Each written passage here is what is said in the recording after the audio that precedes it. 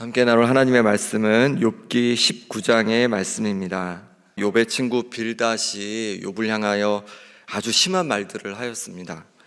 욥을 악인으로 단정하면서 악인에게는 기근, 재앙, 질병, 공포의 왕에게 잡혀가고 유황이 내리고 밑으로 그의 뿌리가 마르고 위로는 그의 가지가 시들 것이다.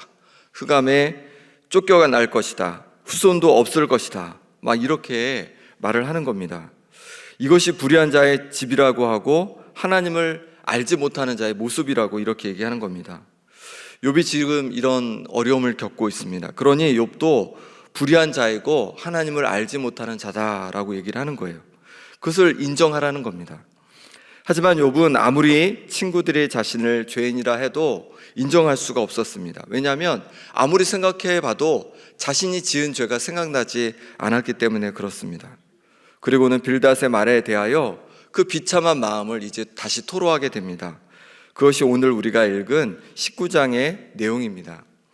이 19장의 욥의 대답을 통해 몇 가지 하나님의 뜻을 배우길 원합니다. 먼저 도우려는 말이 오히려 괴롭히는 말이 될 수 있다는 겁니다. 1절에서 3절까지 말씀을 제가 읽어보겠습니다. 욥이 대답하여 이르되 너희가 내 마음을 괴롭게 하며 말로 나를 짓부수기를 어느 때까지 하겠느냐. 너희가 10번이나 나를 학대하고도 부끄러워 아니하는구나. 친구들이 욥을 왜 찾아왔습니까? 욥을 위로해 주기 위해서 욥을 찾아온 거예요. 그런데 친구들은요, 그 말로 욥을 위로해 주는 것이 아니라 욥을 너무 괴롭게 했습니다. 욥의 마음을 짓부수어 버렸습니다. 그것은 욥을 향한 뭐라고까지 얘기합니까? 학대라고, 자신을 향한 학대였다고까지 이야기를 합니다.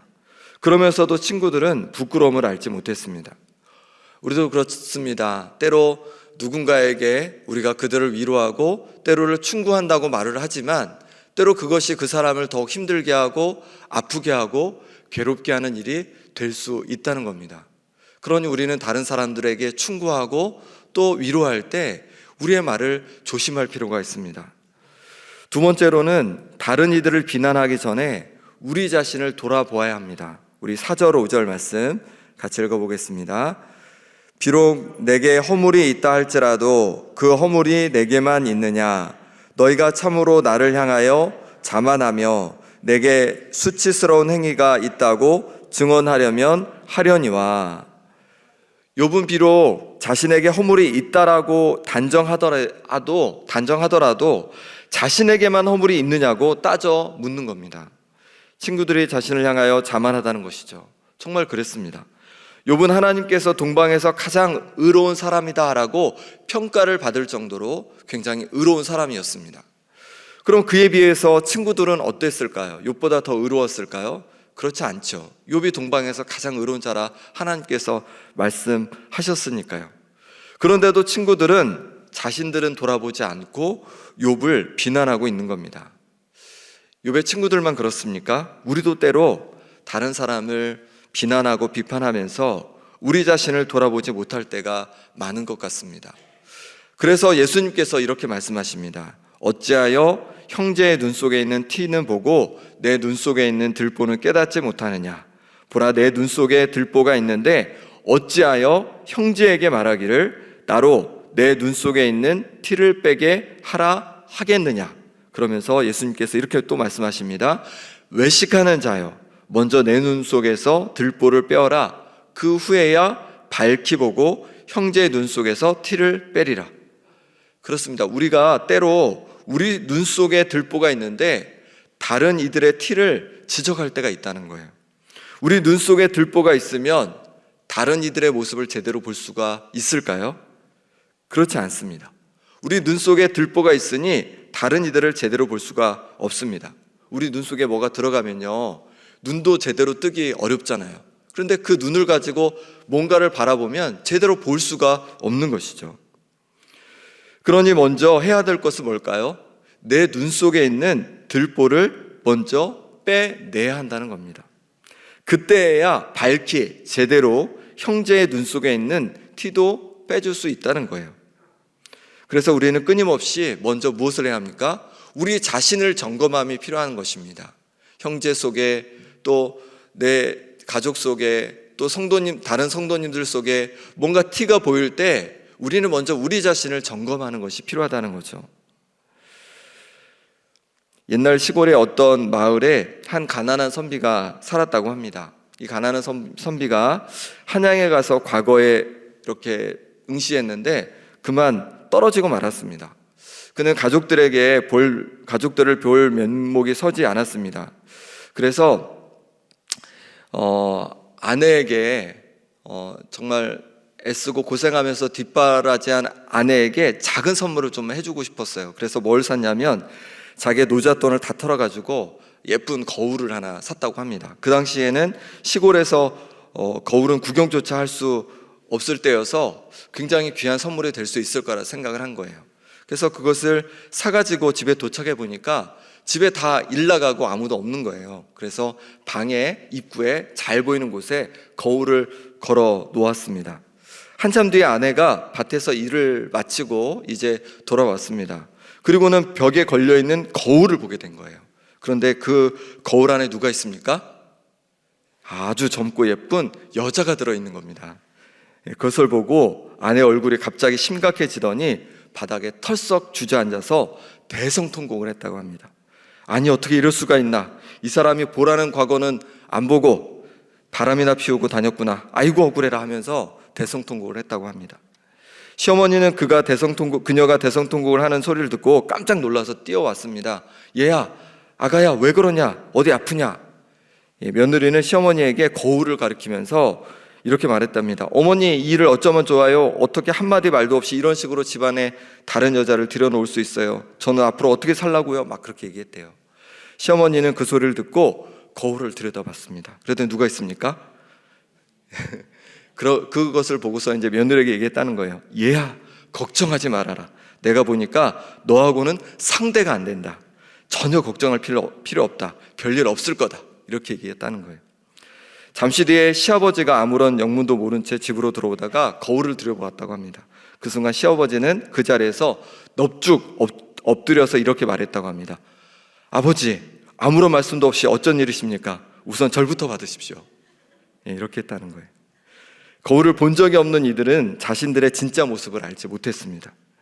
거울을 비춰보고서야 자신의 모습을 알았는데 그 모습이 어땠던 거예요? 너무 낯설었던 거죠. 자신의 모습을 한 번도 본 적이 없으니까. 거울을 비춰보지 못하면 우리가 어떤 모습인지 알 수 없습니다. 우리의 마음도 마찬가지입니다. 하나님 앞에서 우리의 마음을 점검해 보지 않으면 우리 마음이 어떠한지 또 우리의 삶이 어떠한지 제대로 알 수가 없다는 거예요. 하나님 앞에, 하나님 말씀 앞에 날마다 우리 자신을 점검해 볼 수 있기를 소망합니다. 그럴 때 우리는 우리 자신을 제대로 알 수 있고 그럴 때 하나님 앞에 쓰임받는 거룩한 하나님의 자녀가 될 수 있을 줄 믿습니다. 세 번째로 다른 사람을 향한 비판과 비난에 대해서 하나님께서 우리를 판단하실 때가 온다는 겁니다. 욥은 이제 하나님께서 자신을 그물로 에워싸신 것처럼 괴롭다고 합니다. 그런데 자신이 당한 고난에 더해서 그를 괴롭게 하는 것이 또 있었는데 그것은 바로 사람들의 외면과 비난이었습니다. 13절 말씀해 보시면 나의 형제들이 나를 멀리 떠나게 하시니 나를 아는 모든 사람이 내게 낯선 사람이 되었구나. 형제들이 욥을 다 떠났다는 거죠. 그리고 자신을 낯선 사람으로 대한다는 거예요. 14절에 보니까 내 친척은 나를 버렸다고 하고 15절에 보니까 내 집에 머물러 사는 자와 내 여종들은 나를 누구로요? 낯선 사람으로 여긴다는 거예요. 16절에도 보니까 내가 내 종을 불러도 대답하지 아니하니 종을 불러도 대답하지 않는답니다. 17절에는 내 아내도 내 숨결을 싫어하며 아내조차 나를 싫어한다는 거고 18절에 어린아이들까지도 나를 업신여긴다는 거죠. 어린아이까지 나를 업신여기고 조롱한다는 겁니다. 19절 말씀 같이 읽어보겠습니다. 나의 가까운 친구들이 나를 미워하며 내가 사랑하는 사람들이 나를 돌이켜 나의 원수가 되었구나. 가까운 친구들이 이제 욥을 미워하였습니다. 욥이 사랑하는 친구들이었는데 이제 욥의 원수가 되었습니다. 욥은 하나님께서 자신을 그물로 에워싸신 것처럼 괴로웠습니다. 그 괴로움뿐만 아니라 사람들이 자신을 버리고 업신여기고 조롱하는 것으로 더 큰 괴로움을 느끼게 되었습니다. 가까운 친구들마저도, 사랑했던 친구들마저도 자신을 미워하고 자신을 힘들게 하니 너무도 힘이 들었습니다. 그때 욥은 다시금 하나님을 생각했습니다. 그리고 하나님을 보게 될 때가 올 거라고 욥은 말합니다. 그리고 그때 욥의 친구들에게 하나님을 너희는 두려워해야 한다라고 말합니다. 왜일까요? 우리 28절 29절 말씀 같이 읽어보겠습니다. 너희가 만일 이르기를 우리가 그를 어떻게 칠까 하며 또 이르기를 이래 뿌리가 그에게 있다 할진대 너희는 칼을 두려워할지니라. 분노는 칼의 형벌을 부르나니 너희가 심판장이 있는 줄을 알게 되리라. 욥의 친구들에게 너희가 계속 나를 어떻게 칠까 하며 모든 고난당하는 이유가 나에게 있다고 한다. 내 죄 때문이라고 한다. 그런데 이렇게 나를 비난하는 너희들은 이제 두려워해야 한다. 왜일까요? 하나님께서 분노의 칼로 심판하실 때가 있기 때문이라고 말합니다. 그렇습니다. 우리가 사람들을 비난하고 비판하는 것을 조심해야 하는 이유는 무엇입니까? 하나님께서 보고 듣고 계시기 때문에 그렇습니다. 그리고 우리의 잘못된 비난과 비판에 대해서 하나님께서 판단하실 때가 있기 때문에 그렇습니다. 예수님도 이렇게 말씀해 주셨습니다. 옛사람에게 말한 바 살인하지 말라. 누구든지 살인하면 심판을 받게 되리라 하였다는 것을 너희가 들었으나 나는 너희에게 이르노니 형제에게 노하는 자마다 심판을 받게 되고 형제를 대하여 라간하는 자는 공회에 잡혀가게 되고 미련한 놈이라 하는 자는 지옥불에 들어가게 되리라. 그러므로 예물을 제단에 드리려다가 거기서 내 형제에게 원망 들을 만한 일이 생각나거든 예물을 제단 앞에 두고 먼저 가서 형제와 화목하고 그 후에 와서 예물을 드리라 라고 말씀합니다. 살인의 동기가 무엇입니까? 우리 마음속에 있는 분노, 미움입니다. 그러니 형제를 향하여 노하는 자마다 심판을 받게 된다라고 말씀합니다. 라가, 미련한 사람이라고 하는 자마다 공회에 잡혀가게 된다라고 하십니다. 하나님께 예물을 드리려다가 형제에게 원망 들을 일이 생기면 먼저 형제와 화목하라 라고 말씀하십니다. 우리가 누군가를 비난하고 비판하고 그리고 그들을 향해서 분노할 때 우리가 기억할 것은 하나님의 심판이 있음을 기억해야 한다는 것입니다. 왜냐하면 모든 사람은 하나님의 형상으로 창조된 존귀한 존재들이기 때문에 그렇습니다. 그러니 사람들을 함부로 판단하고 비판해서는 안 될 일입니다. 하나님께서 싫어하시는 일이기 때문에 그렇습니다. 그러니 사람들을 비난하고 비판하는 것이 아니라 우리가 해야 될 것을 할 수 있기를 소망합니다. 우리가 해야 할 것이 무엇입니까? 사랑하는 것이고 용서하는 것이고 용납하는 것인 줄 믿습니다. 함께 기도하겠습니다. 이 시간 우리 함께 기도하실 때 다른 사람을 비난하고 비판하기에 앞서 내 자신을 돌아보겠습니다 라고 함께 결단하며 기도하겠습니다. 또한 사랑하며 살겠습니다. 미움이 아닌 비난이 아닌 사랑하며 살겠습니다. 결단하며 기도하기를 소망합니다. 또 기도하실 때 일리로 투게더 체육대회를 통해서 우리 교회가 하나 되고 사랑 가득한 잔치 되도록 하여 주옵소서 기도해 주시고 또 세미나 참석 중인 목사님 가운데 능력으로 함께 해주시라고 이 시간 우리 함께 기도하겠습니다. 하나님 아버지, 이 시간에 주님 앞에 기도하며 나갑니다. 하나님, 우리가 때로 사람들을 향하여서 비난하고 비판하며 살 때가 많습니다. 하나님 아버지, 그 마음을 품고 그렇게 말하기 전에 내 자신을 바라볼 수 있게 하여 주옵소서. 하나님 앞에서, 하나님 말씀 앞에서 내 자신을 점검해 가게 하여 주옵소서. 그래서 하나님 아버지, 하나님께서 싫어하시고 하나님께서 원치 않으시는 그것들을 끊고 버려가게 도와주시고 아버지 하나님 더욱 사랑하며 용서하며 용납하며 살아가는 우리의 인생 될 수 있도록 하나님 역사하여 주시옵소서. 하나님 아버지, 인류로 투게더 체육대회가 준비되고 있습니다. 하나님 아버지, 이 시간을 통해서 온 성도들이 하나 되어지길 원합니다. 한마음 되어지길 원합니다. 사랑 가득한 잔치 되게 하여 주옵소서. 기쁨이 가득한 잔치 되게 하여 주옵소서.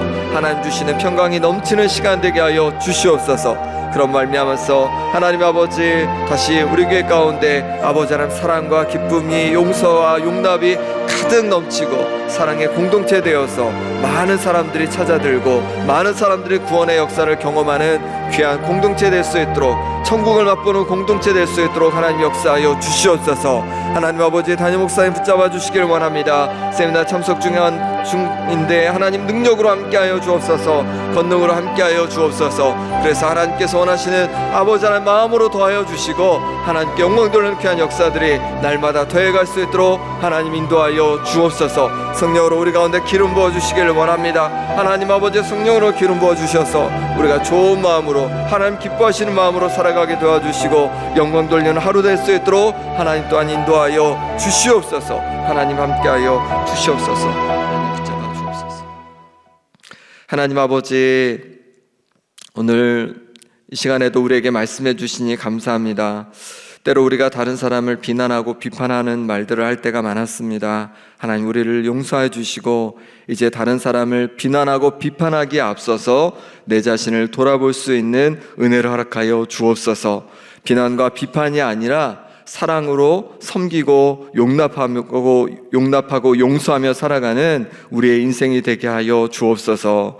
115 투게더 체육대회가 준비되고 있습니다. 이 체육대회를 통하여서 온 교회가, 온 성도들이 한마음 되어지고 하나 되게 도와주시며 천국의 사랑이 가득한 잔치 될 수 있도록 역사하여 주옵소서.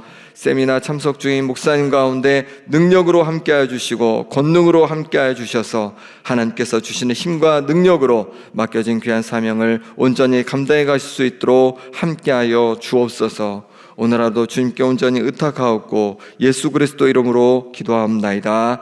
아멘.